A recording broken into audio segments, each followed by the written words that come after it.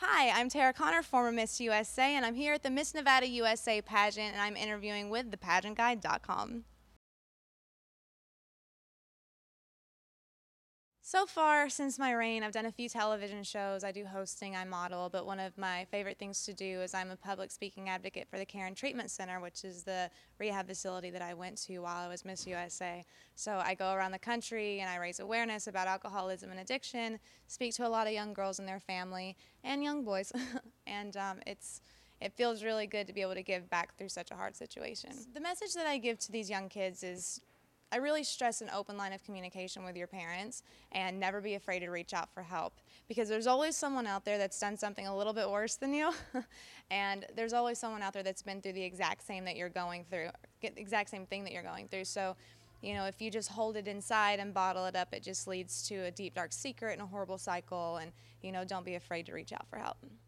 The Miss USA's stage experience was pretty fascinating. I did Teen USA back in 2004, I believe, and I had a little bit of an idea what it looked like, but I just remember really clearly that right before you go on stage and they say we're getting ready to go on live and like 5, 4, and you just like all of this energy just hits you, and it's one of the funnest experiences that I've ever had. It's one of the best highs that I've ever had, and I never thought I would be lucky enough to win. I was a small town girl from Kentucky. I didn't really know myself very well yet.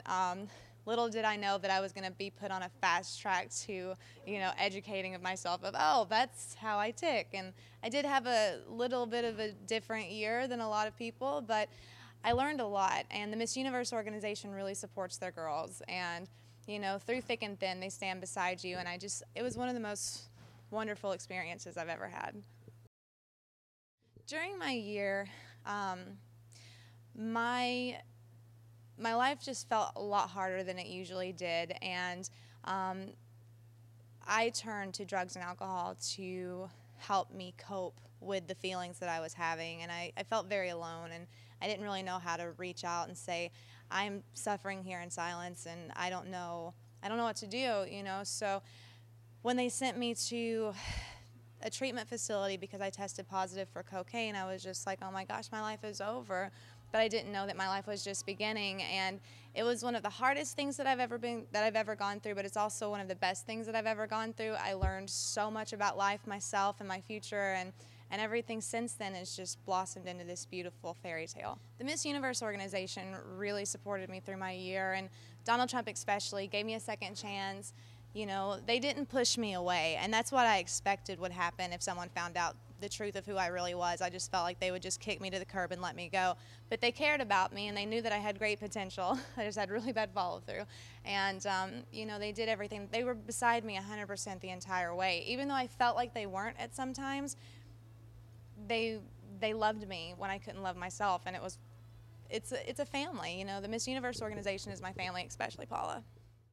You know, I really feel like former Miss USAs are one of the best sororities out there because, you know, after our reign is over, we all have that thought of, oh gosh, what do we do now? And you're on your own, and you really just have to figure it out. So, you know, I was lucky because I had formers take me underneath their wing and kind of show me around and show me the ropes. And I found that I started doing that with others when they were coming out of their reign, especially Rima. I love that girl to death. You know, we're really, really good friends now, and it's such a good feeling because it's hard to relate to some people that haven't had a pageant experience because they don't understand this world the way that we do. Especially they don't understand what it feels like to be on the top and then not be on the top anymore. So it's just a camaraderie that is irreplaceable, and we're really lucky to have each other.